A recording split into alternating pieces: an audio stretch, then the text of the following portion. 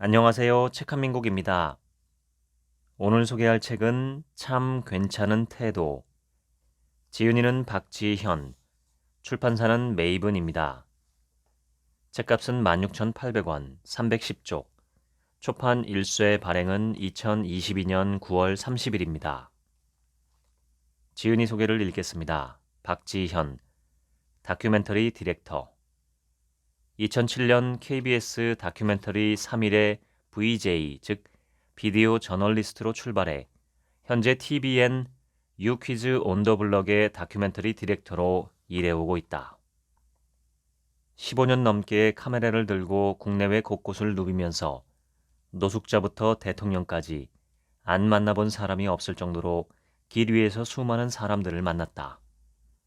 그녀는 그들의 진솔한 이야기를 들으며 삶의 해답을 찾을 수 있었고 때론 그들에게서 따뜻한 위로와 삶의 지혜를 얻어왔다. 덕분에 그녀는 자신이 얼마나 좁은 세상에서 수많은 오해와 편견에 사로잡혀 살아왔는지를 깨달을 수 있었고 넓은 세상에 존재하는 다양한 사람들의 삶을 깊이 관찰하며 정말로 많은 것을 배웠다고 말한다. 특히나 어떤 상황에서도 사람을 귀히 여기고 소중히 여기는 사람들, 아무리 힘들어도 포기하지 않고 생의 의지를 다지는 사람들, 얼마나 큰 성취를 이뤘든 그와 상관없이 타인을 배려하고 자신의 하루를 돌아보며 반성할 줄 아는 사람들을 만나며 깊은 감명을 받았고 그들을 닮고 싶다는 생각을 저절로 하게 되었다. 혹시 길을 헤매고 있거나 자신이 너무 싫어 못 견디겠거나 위로가 필요한데 마음 둘 곳이 없어 외롭다는 생각이 들 때 이 책에 소개된 여러 삶들 가운데 그 어떤 것이든 당신이 읽고선 힘을 낼 수 있으면 좋겠다. 본문을 읽겠습니다. 2008년 청주 여자교도소로 촬영을 갔을 때였다. 교도관이 말했다. 딱 한 사람만 조심하면 된다고. 평범한 가정주부였던 그녀는 어느 날 남편이 외도를 한다는 사실을 알게 되었다. 불륜 상대자는 바로 그녀의 친구였다. 충격을 받은 그녀는 남편을 죽이고 자수했다. 교도소에 들어온 그녀는 모범적이고 성실한 사람으로 통했고 몇 년 후 가석방을 받게 되었다.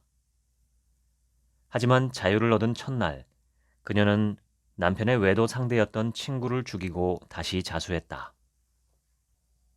문득 그녀를 다시 떠올리게 된 건 한참 후인 2020년 장동익을 인터뷰하게 되면서였다. 그는 부산 낙동강변 살인사건의 범인이라는 누명을 쓰고 21년간 억울하게 옥살이를 해야만 했다. 사건은 1990년 1월 부산 낙동강 근처에서 한 여성의 시신이 발견되면서 시작되었다. 특진의 눈이 먼 경찰은 무고한 시민 2명을 용의자로 특정해 무자비한 고문 끝에 허위 자백을 받아낸다. 2명은 사건 당일 현장에 없었지만 계속되는 고문과 폭행을 견디다 못해 허위 자백을 했고 무기징역을 선고받았다. 그들은 복역하던 중에 모범수로 감형이 돼 21년 5개월을 살고 출소를 하게 되었다. 그러다 2019년 뒤늦게 사건이 주목받으며 검찰 과거사위원회는 고문으로 범인이 조작됐다고 인정했고 부산 고등법원에서 재심이 열렸다. 그중 한 사람이 바로 장동익이었다.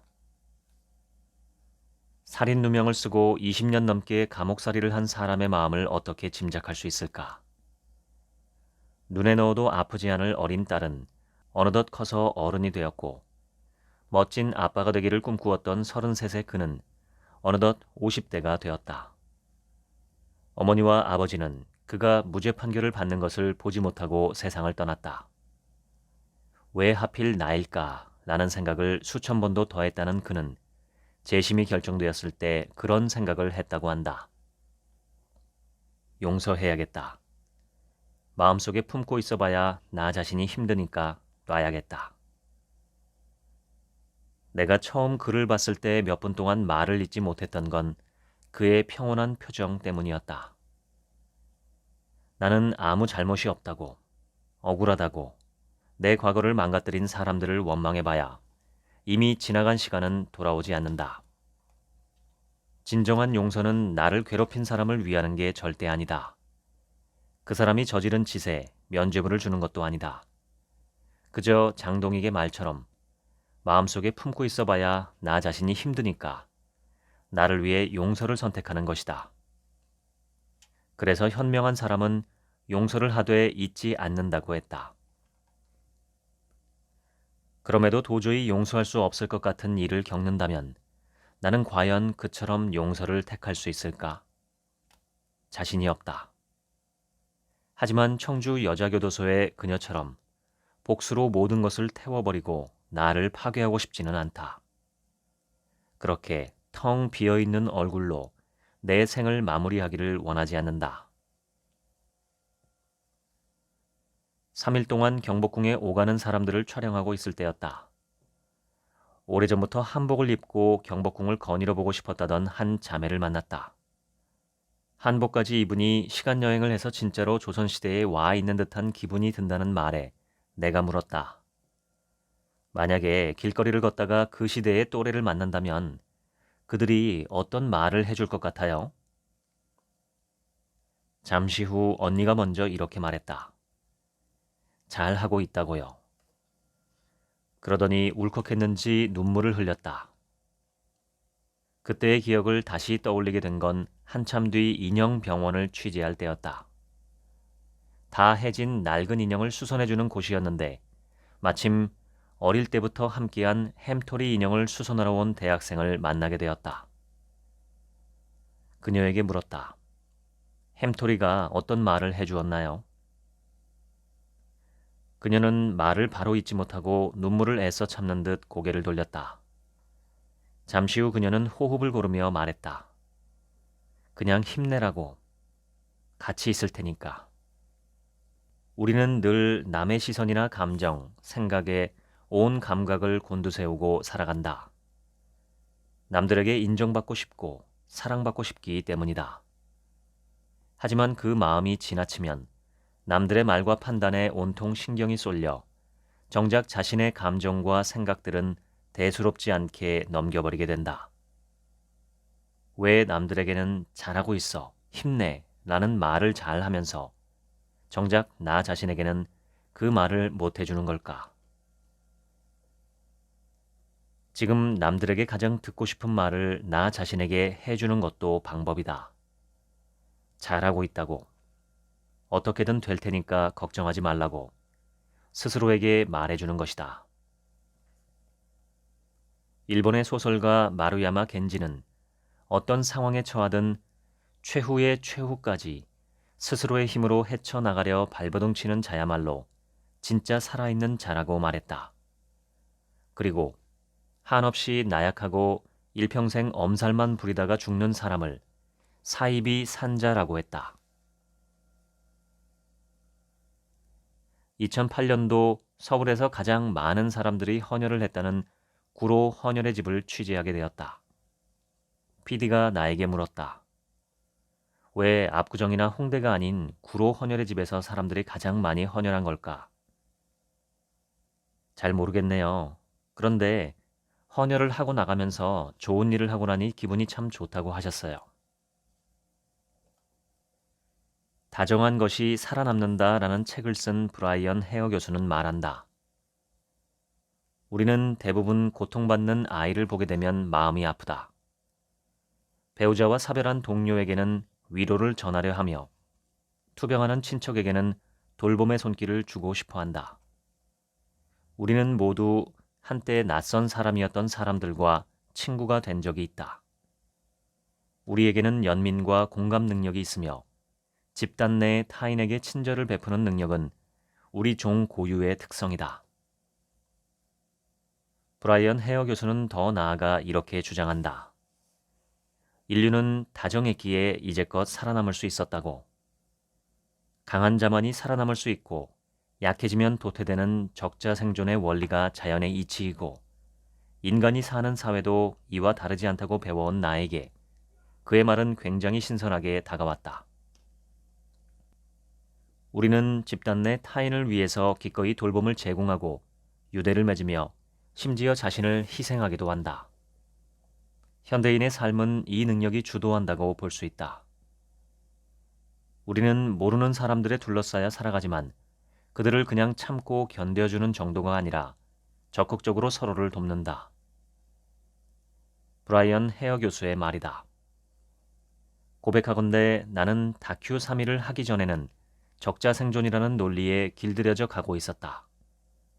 그런데 이 일을 하면서 참 많은 사람들을 만났는데 그들은 대부분 다정했다. 물론 나에게 상처를 주고 나를 이용하려는 사람도 만났지만 아주 소수였다. 그래서 내게 아직도 세상을 모른다며 적자생존의 논리를 펴려는 사람을 만나면 당당하게 말한다. 세상에는 다정한 사람이 훨씬 많아요. 김수환 추기경은 평생 모든 일을 위하여 살다가 2009년 2월 16일 우리 곁을 떠났다. 생전에 어떻게 살아야 하는가 하는 사람들의 물음에 고인은 이렇게 답했다. 당신이 태어났을 땐 당신만이 울었고 당신 주위의 사람들이 미소를 지었습니다. 당신이 이 세상을 떠날 때는 당신 혼자 미소 짓고 당신 주위의 모든 사람들이 울도록 그런 인생을 사십시오. 비를 맞으며 혼자 걸어갈 줄 알면 인생의 멋을 아는 사람이요. 비를 맞으며 혼자 걸어가는 사람에게 우산을 내밀 줄 알면 인생의 의미를 아는 사람이다. 세상을 아름답게 만드는 건 비요. 사람을 아름답게 만드는 건 우산이다. 한 사람이 또 한 사람의 우산이 되어줄 때, 한 사람은 또 한 사람의 마른 가슴에 단비가 된다. 김수환 추기경이 쓴 우산이라는 글의 일부이다. 2009년 12월 그의 가장 추웠던 날 오전 8시 명동 뒷골목으로 들어가는 사람들을 따라가 보니 일찍부터 문을 연 식당이 하나 있었다. 2,500원짜리 콩나물국밥이 가장 인기라는 그 가게에는 증권맨, 상인, 호객꾼, 건설 일꾼 등 다양한 사람들이 이른 아침을 먹고 있었다. 한 테이블에서 밥을 다 먹은 무리가 일어나 밥값을 내자 식당 사장은 나한테 그들을 친구 자랑하듯 소개했다. 처음 만났을 때는 노숙을 했지만 지금은 밤새 폐지를 주어서 생계를 유지할 뿐 아니라 자립해서 쪽방을 얻어 살고 있는 훌륭한 사람들이라고. 사실 그들이 처음 식당에 왔을 때는 술 냄새와 악취가 심해서 다른 손님들이 싫어했단다. 그래도 배고파서 온 사람들을 그냥 내치기가 뭐해 다른 손님들이 불평해도 받다 보니 어느새 단골이 되었다고 했다. 나중에 친해지고 난 후 안타까운 마음에 그들에게 저금을 좀 하라고 잔소리를 하게 되었는데 자기들은 통장을 만들 자격이 안 된다고 했다. 그러자 식당 사장은 그들에게 한 가지 제안을 했다. 나를 믿는다면 내가 통장을 만들어 줄 테니 하루에 10,000원이라도 저금을 해라. 다음 날부터 그들은 10,000원이고 5,000원이고 돈이 생기는 대로 가져왔고 그는 통장을 만들어 그 돈을 고스란히 넣어두었다. 그중 한 사람은 4개월쯤 지나자 모인 돈이 300만 원 가까이 되었고 결국 그 돈으로 쪽방을 얻게 되었다. 매일 집도 절도 없이 떠돌아다니다 쫓겨날 걱정을 하지 않아도 되는 방이 하나 생긴 것이다. 그는 너무 기뻐 어쩔 줄을 몰라 했고 사장은 마치 제 일처럼 축하해 주었다. 사장은 그들이 처음부터 남 같지 않았다고 했다. 자신도 IMF 때 사업을 하다 망해서 방황을 한 적이 있었기 때문이다. 나는 라이너 마리아 릴케가 쓴 젊은 시인에게 보내는 편지의 한 구절을 떠올렸다. 당신을 위로하는 사람이라고 해서 그 위로하는 좋은 말들처럼 평탄한 인생을 살고 있다고 생각하지 마라. 그의 인생 역시 어려움과 슬픔으로 가득 차 있을 것이다. 당신의 인생보다 훨씬 더 뒤처져 있을 것이다. 그렇지 않다면 그 좋은 말들을 찾아낼 수조차 없었을 것이다. 레이먼드 카버의 단편 소설 중 별것 아닌 것 같지만 도움이 되는을 참 좋아한다. 한 젊은 부부가 있다. 사랑하는 아들의 생일날 아침, 엄마는 빵집에 생일 케이크를 주문한다. 그러나 아이는 교통사고를 당하고 혼수 상태에 빠진다. 이 사실을 알 리 없는 빵집 주인은 주문해놓고 케이크를 찾으러 오지 않는 부부에게 계속해서 전화를 한다. 결국 아이는 죽고 만다. 부부가 슬피 울며 서로를 위로하고 있는데 또다시 빵집에서 전화가 걸려온다. 참을 수 없는 분노를 느낀 부부는 빵집으로 향한다. 깊은 밤, 불이 켜져 있는 빵집에선 주인이 바쁘게 빵을 만들고 있었다. 부부는 빵집 문을 두드리며 그 애는 죽었다고, 이 못된 놈아, 라고 말하며 울음을 터뜨린다. 빵집 주인은 앞치마를 벗고 더듬더듬 위로를 건넨다. 그러고는 부부를 탁자에 앉게 하고 갓 구운 빵을 건넨다. 내가 만든 따뜻한 롤빵을 좀 드시지요. 이럴 땐 뭘 좀 먹는 게 별것 아닌 것 같지만 도움이 될 거요. 하루아침에 아들을 잃고 깊은 슬픔에 빠진 부부는 그가 건넨 빵을 먹고 그가 들려준 이야기를 들으며 잠시나마 슬픔을 가라앉힌다. 우리가 예측할 수 없는 인생을 살아가며 가끔은 길을 잃고 주저앉아 고통스러운 순간을 겪으면서도 다시 살아갈 수 있는 것은 그렇게 별것 아닌, 그러나 그들이 할 수 있는 방식의 위로를 건네는 사람들이 있기 때문일지도 모른다. 이광형 카이스트 총장이 유퀴즈에 출연한다는 소식을 들었을 때 실제로는 어떤 사람일지 궁금했다. 35년 동안 카이스트 전산학과 교수로 있으면서 한국의 1세대 벤처 창업가들을 대거 배출해 벤처 창업의 대부로 이름을 알렸고 무엇보다 드라마 카이스트에 등장하는 괴짜 교수의 실제 모델로 유명했기 때문이다. 그는 교수 시절 스포츠카를 타고 랩을 흥얼거리며 강연장에 나타나고 정적인 캠퍼스 연못에 뭔가를 키워보면 좋을 것 같아 몰래 시장에서 거위를 사와 키우고 학생들에게 자신의 컴퓨터를 해킹해보라는 기상천외한 시험 문제를 냈다. 그래서 카이스트 학생들에게 좀 이상한 교수가 누구냐고 물으면 다들 이광형 교수라고 했다. 텔레비전과 글자, 그림도 거꾸로 본다고 하기에 왜 그렇게 하냐고 묻자 그는 이렇게 답했다. 고정관념에서 벗어나기 위해서입니다. 저는 조직도도 거꾸로 봅니다. 보통 조직도를 보면 총장이 제일 위에 있고 밑에 부서들이 쫙 있고 그러지 않습니까? 그런데 그걸 거꾸로 보면 총장이 누굴 섬겨야 하는지를 알 수 있습니다. 대학교 조직이라는 것이 지시나 명령이 통하는 조직이 아니거든요. 모든 구성원들의 마음을 사야 해요. 그가 처음부터 텔레비전과 사물을 거꾸로 본 건 아니었다. 15년 전 매일 비슷한 업무에 뇌가 굳는 듯한 위기감이 들어 텔레비전을 거꾸로 보기 시작했다. 인간의 뇌는 유연하고 항상 변하므로 뇌를 바꾸면 인생을 바꿀 수 있다고 생각했기 때문이다. 그는 40여 년 전 자신이 지금의 청춘들과 다르지 않다고 했다. 사람들이 모이는 자리에 가면 섞이기가 어려워 나는 왜 이렇게 다른 생각을 하는 걸까 싶어 위축됐었고 남보다 잘하는 게 하나도 없다는 생각에 우울한 나날을 보내기도 했다. 옛날에는 이상하다는 얘기를 많이 들었어요. 그런데 너무 그러다 보니까 외로웠어요. 사람들이 저를 좀 싫어하는 것 같고 괴짜, 이상한 사람이라는 손가락질도 받고 그래서 그는 꽤 오랫동안 외롭게 지냈다. 교수가 된 뒤에도 마찬가지였다. 그런데 과학자가 되어 더 나은 세상을 만들고 싶다는 꿈이 있어 그 힘든 시간을 버텨낼 수 있었다고 했다. 이상한 학생을 자꾸 바꾸려고 하는데 그럴 일이 아닌 것 같아요. 이 세상에 변화를 일으키는 건 괴짜들입니다. 괴짜, 이상한 생각, 새로운 생각을 존중하고 칭찬하고 격려해야 합니다. 그래서 그는 학생들에게도 아주 작은 것이라도 해보지 않은 것들을 하나씩 도전해 볼 것을 권한다.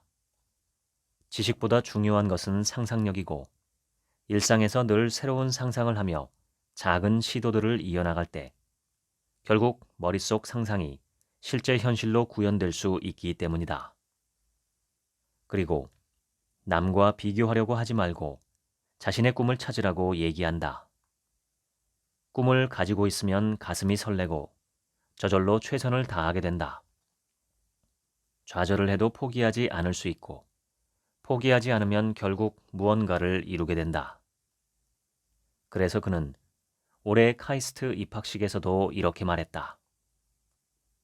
이제부터 해야 할 일은 꿈을 찾는 것입니다. 가슴 떨리는 꿈을 찾은 사람은 학교를 떠나도 좋습니다. 그는 그 이유에 대해 이렇게 말했다. 정말 하고 싶은 일을 찾은 학생들은 스스로 공부해 나갈 것이니 걱정할 것이 없다고. 걱정해야 할 대상은 무엇을 해야 할지 모르는 학생이라고. 그래서 그는 학생들에게 정말 하고 싶은 일을 찾았다면 지금 당장 휴학을 하고 그 일을 시작해도 좋다고 말한다. 그는 우리는 모두 각자의 별에서 빛난다 라는 책에서 이렇게 이야기했다. 명확한 꿈을 가진 사람은 가장 고된 길에서도 앞으로 나아가지만 아무 꿈이 없는 사람은 가장 순탄한 길에서조차 포기하고 주저앉는 법이다.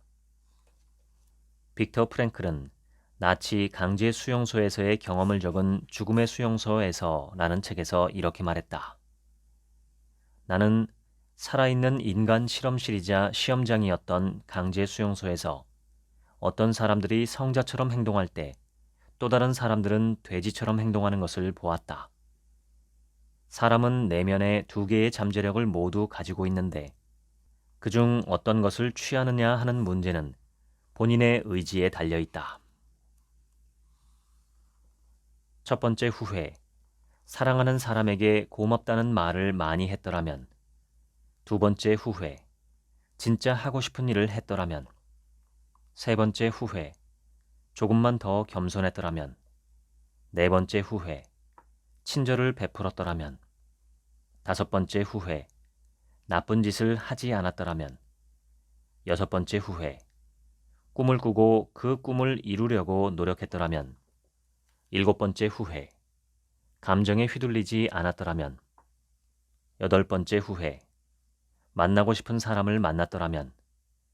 아홉 번째 후회, 기억에 남는 연애를 했더라면. 열 번째 후회, 죽도록 일만 하지 않았더라면. 11번째 후회, 가고 싶은 곳으로 여행을 떠났더라면. 12번째 후회, 내가 살아온 증거를 남겨두었더라면. 13번째 후회, 삶과 죽음의 의미를 진지하게 생각했더라면. 14번째 후회, 고향을 찾아가 보았더라면. 15번째 후회, 맛있는 음식을 많이 맛보았더라면. 16번째 후회, 결혼을 했더라면.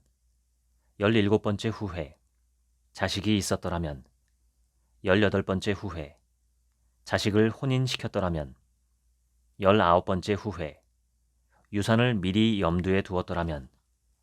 20번째 후회, 내 장례식을 생각했더라면. 21번째 후회, 건강을 소중하게 여겼더라면. 22번째 후회, 좀 더 일찍 담배를 끊었더라면. 23번째 후회, 건강할 때 마지막 의사를 밝혔더라면. 24번째 후회, 치료의 의미를 진지하게 생각했더라면.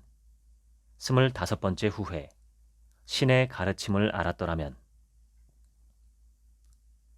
이는 죽을 때 후회하는 25가지라는 책에서 호스피스 전문의 오츠 슈이치가 자신이 만난 말기암 환자 1000명이 가장 후회된다고 공통적으로 꼽은 것들을 정리한 리스트이다. 호스피스 병동을 취재할 때는 유독 모든 것이 조심스러웠다. 촬영에 지쳤던 나는 잠시 쉬고 싶은 마음에 계단을 올라갔다. 계단 끝에 다다르자 휠체어에 앉아 창밖을 바라보고 있는 한 환자가 보였다. 치료 때문에 삭발을 해서 뒷모습만 봐서는 남자인지 여자인지 알기 어려웠다. 가까이 가보니 30대 초반의 여자였다. 몸은 앙상하게 말라 있었다. 그녀는 누가 왔나 고개를 돌려볼 힘도 없는지 계속 창밖의 풍경만 바라보았다. 옆 소파에 조용히 앉았다. 그런데 얼마 지나지 않아 그녀가 중얼거리듯 말했다. 아침에 일어나서 물 한 잔 마시는 거에 감사해 보셨어요? 그거 정말 감사한 거예요. 내가 지금 그 물 한 잔을 못 넘기거든요. 내가 이렇게 될 줄은 상상도 못했어요. 내 소원이 죽기 전에 물 한 잔만 시원하게 먹고 가는 거예요. 입이 마르니까 다른 건 먹고 싶지도 않고 그냥 빗물이라도 받아먹고 싶다는 생각이 들 때가 있어요. 그녀는 여전히 고개를 내 쪽으로 돌리지 않았다. 듣는 이가 누군지는 전혀 중요하지 않다는 듯 세상에 혹은 과거에 자신에게 하는 말인 것처럼 다시 중얼거렸다. 딱 한 가지 후회가 되는 게 있다면 좀 더 감사하면서 살 걸, 즐기면서 살 걸, 작은 일에도 기뻐하며 살 걸 하는 거죠. 없으면 없는 대로, 있으면 나누면서 그렇게 살아야 했는데. 연탄 배달을 가는 어느 노부부의 트럭을 타본 적이 있다. 남편은 3년 전부터 투석을 받고 있다. 하루를 쉬면 그 다음 날 병원을 갈 수 없다. 지금 배달하는 연탄이 내일의 병원비이기 때문이다. 조수석에 앉은 아내는 혹시나 사고가 날까 아무 말 없이 꼭 쥔 주먹을 펴지 못했다. 그런데 남편이 문득 내게 말했다. 아침에 나와 밤에 무사히 들어가는 하루하루가 감사하다고. 다행히 트럭을 몰 수 있을 만큼만 눈이 내려서 연탄 배달을 할 수 있어서 그 돈으로 투석을 받을 수 있어서 아내와 이렇게 무사히 하루를 마칠 수 있어서 내일 또 그런 하루를 살 수 있어서 고맙다는 것이다. 아파도 당장 굶어 죽지 않으려면 연탄을 배달해야 하는 게 너무 힘들다고 말할 줄 알았다. 하루라도 좀 쉬고 싶은데 쉬지 못해 고통스럽다고 말할 줄 알았다. 열심히 살아도 끝내 벗어나지 못하는 가난의 굴레를 원망할 줄 알았다. 하지만 남편은 감사하다고 말했고 아내는 그 말에 동의한다는 듯 슬며시 웃었다.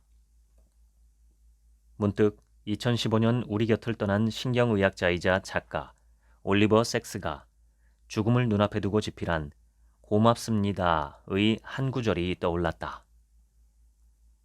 두렵지 않은 척하지는 않겠다. 하지만 내가 무엇보다 강하게 느끼는 감정은 고마움이다. 나는 사랑했고 사랑받았다. 남들에게 많은 것을 받았고 나도 조금쯤은 돌려주었다. 나는 읽고 여행하고 생각하고 썼다.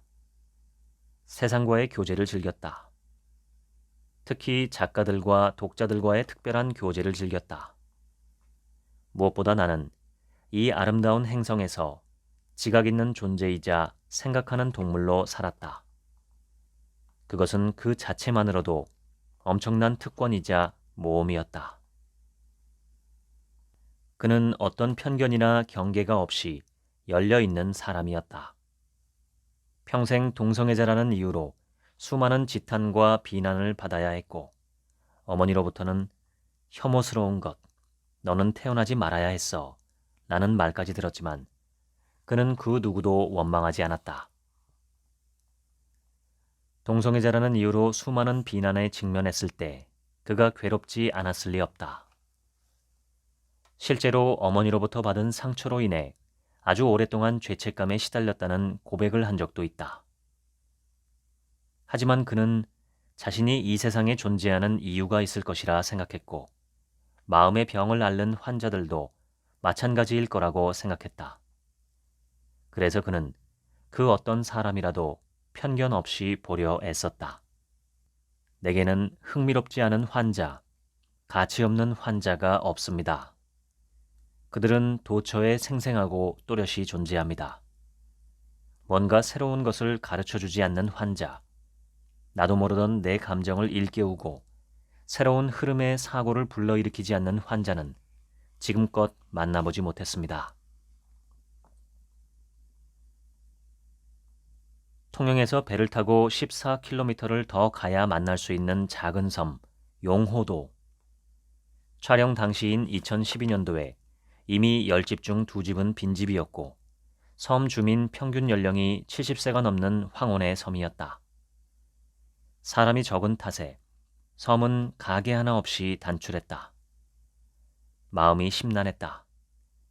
보이는 것이라고는 띄엄띄엄 있는 집과 할머니, 할아버지들 뿐인 작은 섬에서 4박 5일을 어찌 보내야 할지 막막했기 때문이다. 그런데 그 생각은 마을 초입에 들어서자마자 와르르 무너졌다. 골목을 지나가는데 사람들이 둘러앉아서 배를 잡고 까르르 웃느라 정신이 없었다.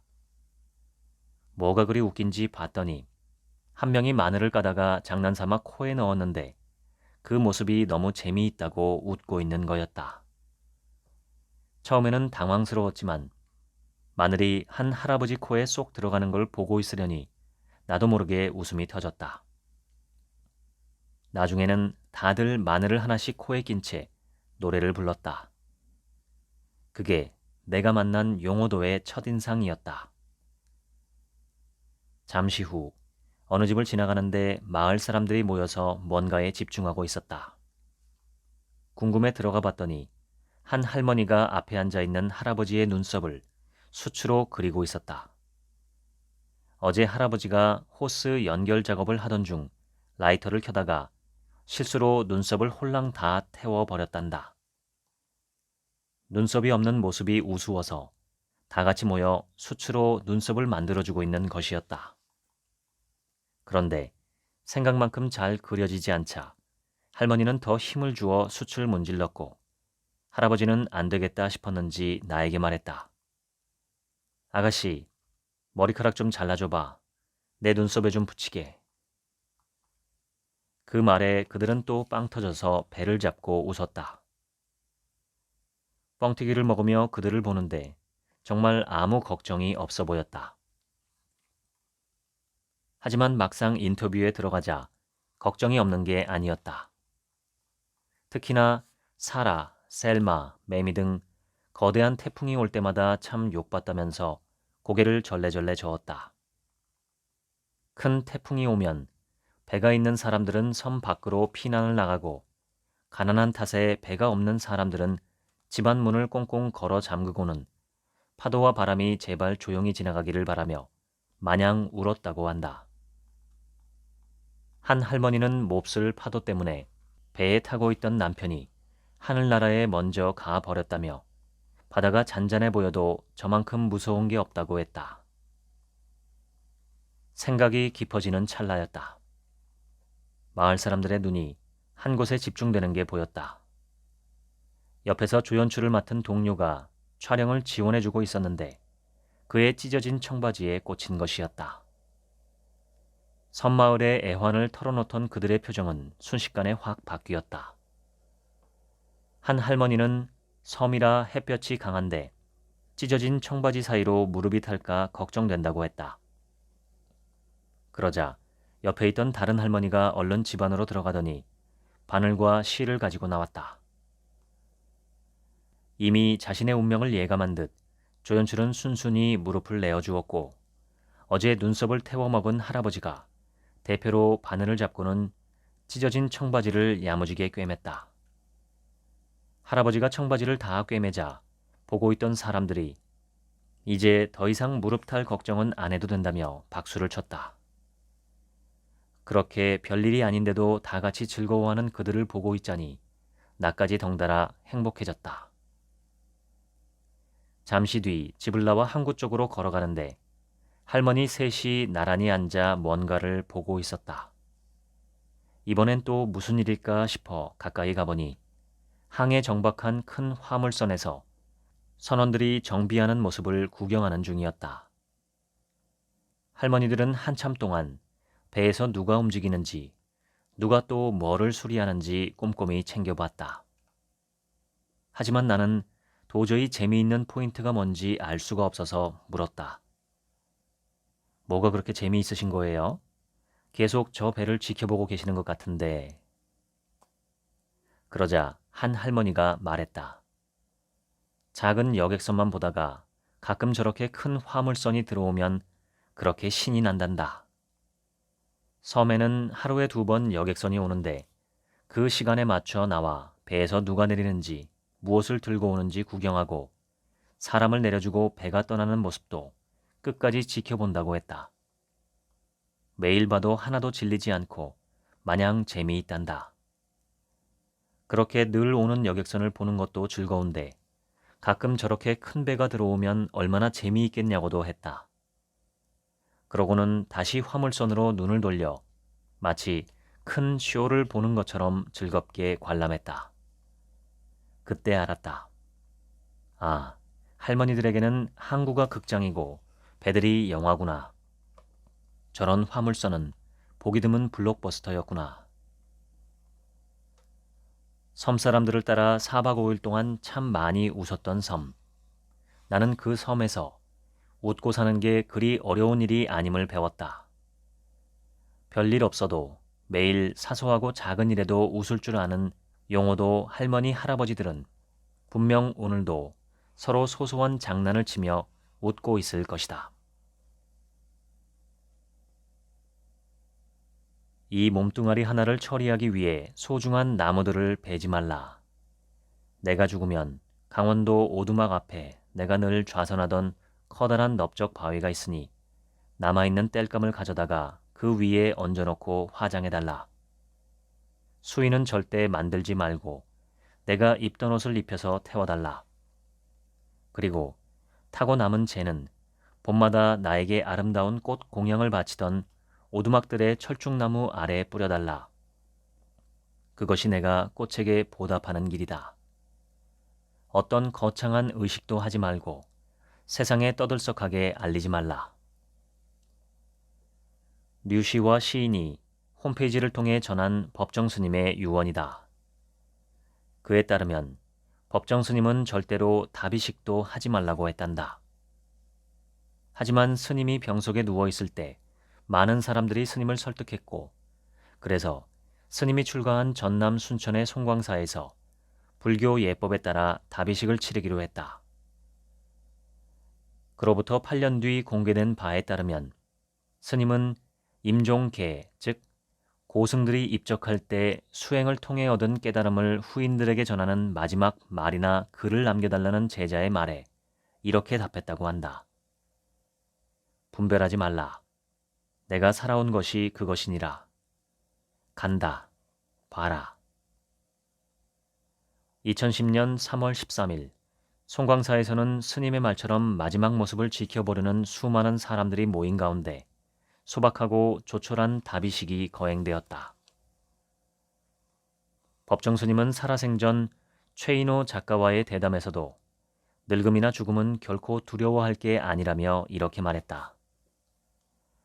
사람도 살 만큼 살았으면 그만 물러나야지요. 죽음은 나무가 자라는 것처럼 자연스러운 일이거늘 육신을 자신의 소유물로 여겨 소유물이 소멸된다는 생각 때문에 편히 눈을 못 감는 것이지요. 죽음을 삶의 끝으로 생각하면 안 됩니다. 새로운 삶의 시작으로 생각할 수 있어야 합니다. 이렇게 생각하면 죽음이란 조금도 두려워할 것이 없는 지극히 자연스러운 일이에요. 대신 내가 지금 이 순간을 얼마나 나답게 살고 있는지가 우리의 과제지요. 현재 주어진 시간과 에너지를 어떻게 쓰고 있느냐, 또 이것이 이웃에게 어떤 영향을 미치고 있느냐를 늘 생각해야 합니다. 법정 스님은 살면서 가장 두려워해야 하는 것이 늙음이나 죽음이 아니라 녹슨 삶이라고 했다. 항상 녹슬지 않도록 내 삶을 돌봐야 한다는 뜻이다. 다음은 법정 스님의 에세이 아름다운 마무리에서 내가 가장 좋아하는 구절이다. 나이가 어리거나 많거나 간에 항상 배우고 익히면서 탐구하는 노력을 기울이지 않으면 누구나 삶에 녹이 쓴다. 깨어있고자 하는 사람은 삶의 종착점에 이를 때까지 자신을 묵혀두지 않고 거듭거듭 새롭게 일깨워야 한다. 이런 사람은 이 다음 생의 문전에 섰을 때도 당당할 것이다. 에리히 프롬은 사랑의 기술이라는 책을 통해 누군가를 사랑하는 것은 단순히 강렬한 감정만이 아닌 결의이자 약속이고 판단이라며 다음과 같이 말했다. 나는 사랑하는 사람이 나에게 이바지하기 위해서가 아니라 자기 자신을 위해서 자기 나름의 방식으로 성장하고 발달하기를 바란다. 만일 내가 참으로 한 사람을 사랑한다면 나는 모든 사람을 사랑하고 세계를 사랑하고 삶을 사랑하게 된다. 만일 내가 어떤 사람에게 나는 당신을 사랑한다고 말할 수 있다면 나는 당신을 통해 모든 사람을 사랑하고 당신을 통해 세계를 사랑하고 당신을 통해 나 자신도 사랑한다고 말할 수 있어야 한다.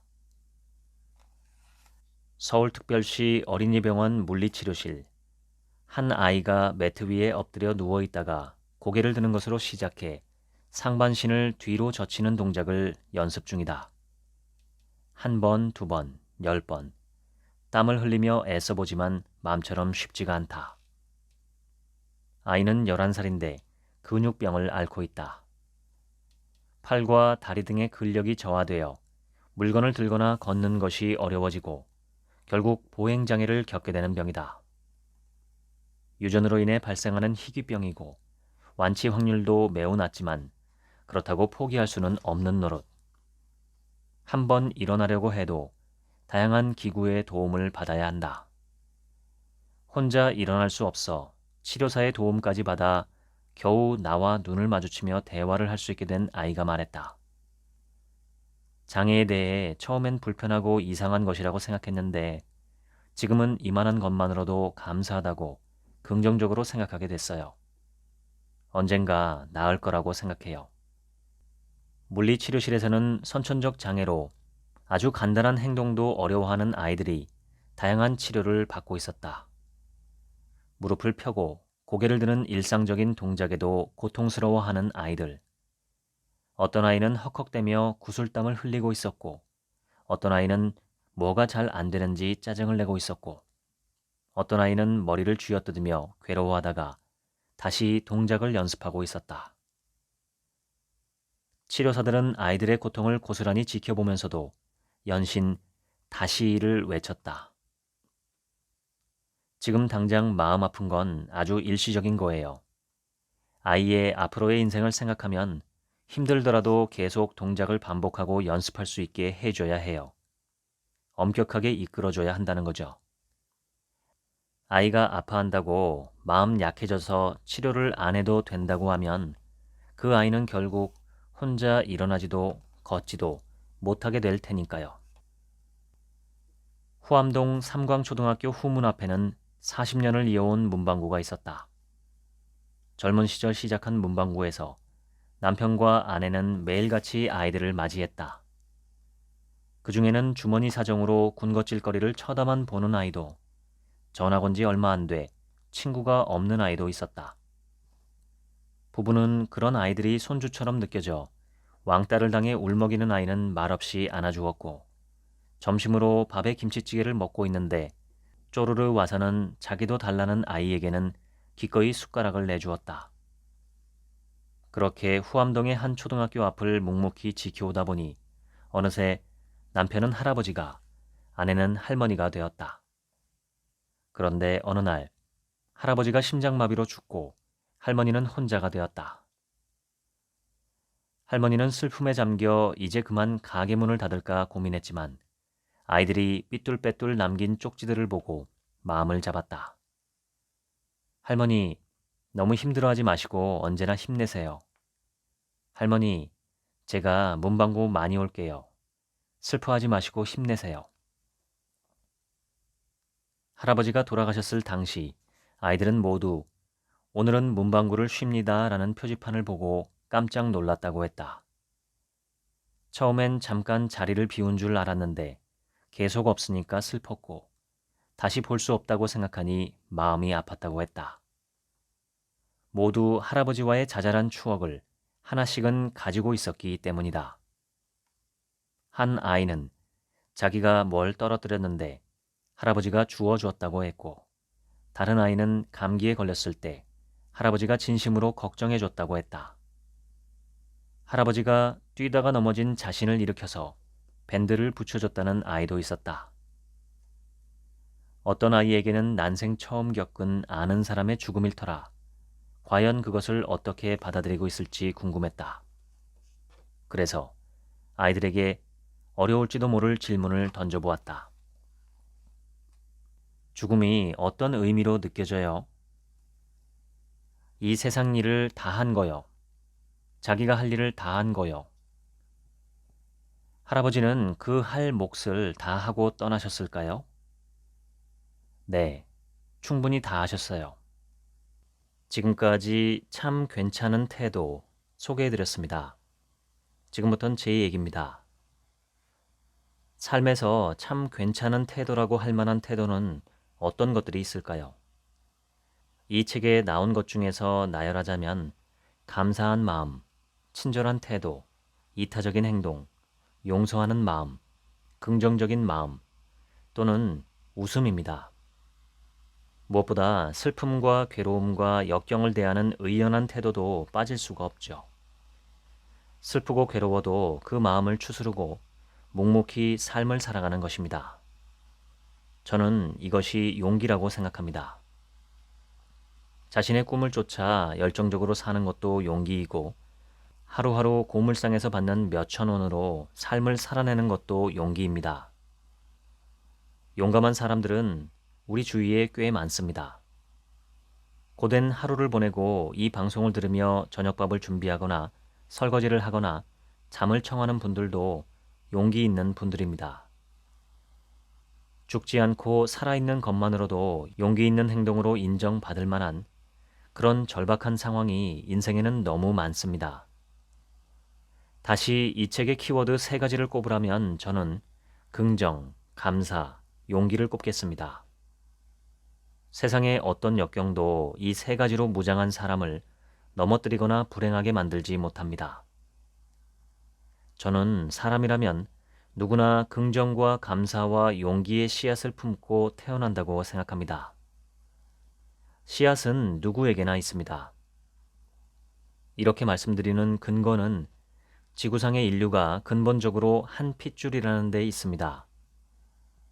호모 사피엔스 사피엔스는 크게 보면 하나의 가족이죠. 누군가에게 있는 잠재력이라면 나에게도 그 씨앗은 있다고 보는 게 타당합니다. 각자가 자신에게서 그 씨앗들을 발견하고 토양과 빛과 물을 공급해서 키워주느냐 않느냐의 여부만이 다른 결과를 만드는 게 아닐까 합니다. 유럽, 노르웨이의 산악지대에는 시드볼트라는 시설이 있습니다. 시드볼트는 번역하면 씨앗 금고라는 뜻입니다. 기후 위기나 핵전쟁, 치명적인 전염병 등이 발생할 경우 지구의 농작물들을 보호하기 위해 온갖 종자들을 영하 18도에 보관하는 곳입니다. 현재 108만 종 5억 개가 넘는 씨앗을 보유하고 있고 우리나라도 거기에 44종의 토종 곡물 씨앗을 위탁했다고 합니다. 우리나라 경남 봉화군에도 2017년 시드볼트가 건설되었는데 야생 식물 종자까지 포함해서 약 4,500종의 씨앗을 보관 중이라고 합니다. 그런데 우리 각자는 비록 스스로 인지하지는 못해도 이 세상에서 가장 거대한 시드볼트입니다. 위대한 인간, 행복한 인간, 현명한 인간, 건강한 인간, 불굴의 인간 등 바람직한 모든 형태의 삶의 씨앗이 우리 안에 담겨 있습니다. 다른 비유로 말씀드리면 우리는 모두가 노아의 방주 같습니다. 이 세상 모든 생명의 종자가 노아의 방주에 실린 것처럼 우리 안에는 그보다 더 광활하고 방대한 잠재적인 씨앗들이 숨을 죽이고 잠들어 있습니다. 그러나 안타깝게도 대다수의 사람들은 자신에게 그 씨앗들이 있는지조차 모르고 삶을 마감합니다. 관심도 없고 설령 몇 개의 씨앗을 마주쳐도 자신의 말과 생각 또는 타인의 말과 생각으로 자꾸 자신을 조그마한 존재로 제한합니다. 제 명상 선생님이 자주 하시는 말씀이 있습니다. 지금까지 살아온 대로 살아도 행복하다면 그냥 그렇게 살아도 된다. 그런데 더 나은 사람, 더 바람직한 삶을 살고 싶다면 지금까지 살아왔던 삶을 중지하고 새롭게 변화하라는 말씀입니다. 저는 예민하고 화 많고 쉽게 스트레스를 받는 제 성향이 타고난 저라고만 생각하고 그냥 그대로 사는 것밖에 방법이 없구나 싶어서 그런 성격을 타고난 저 자신이 참 싫었습니다. 그러다가 더 나은 성격, 더 나은 삶을 창조할 능력과 방법이 제 안에 다 있었음을 발견했을 때 천지개벽한 느낌이었습니다. 아직은 걸음마도 떼지 못한 단계에 불과하지만 현재 저는 가능성과 보물지도를 손에 든 것처럼 뿌듯하고 흥분되는 느낌입니다. 어제 저녁 지인들 3명과 모여 저까지 4명이서 4시간 동안 한자리에서 꼼짝도 하지 않고 쉴 새 없이 이야기를 나눴습니다. 무척 즐거웠고 밤새 이야기하고 싶었지만 모두 다음날 출근을 해야 하니 11시에 헤어졌습니다. 그중 한 명이 요즘은 일상생활에서 별로 화가 나는 일이 없고 크게 좋다 싫다 하는 감정이 없다는 내용의 이야기를 했습니다. 저는 그 상태가 붓다가 말한 해탈의 경지와 비슷하며 아주 잘 살고 있는 것 같다라고 얘기했고 또 다른 한 명은 석가모니와 같은 경지는 신의 경지이기 때문에 보통 사람들은 절대 도달할 수 없다. 그러니 감정의 동요가 별로 없고 화나는 일도 없다는 것은 무언가 내면에 문제가 있을 가능성도 보아야 한다 라고 말했습니다. 일종의 감정 불능증일 가능성을 지적한 것인데 그것도 일리 있는 지적입니다만 저는 발언의 당사자가 그 정도 상태가 아니라고 확신했습니다. 동시에 바로 그 순간 저는 붓다의 고민이 떠올랐습니다. 2500년 전 붓다 생존 시에도 붓다를 신격화하고 그의 깨달음의 경지는 인간이 도달할 수 없는 것이라는 식으로 말하는 사람들이 많았다고 합니다.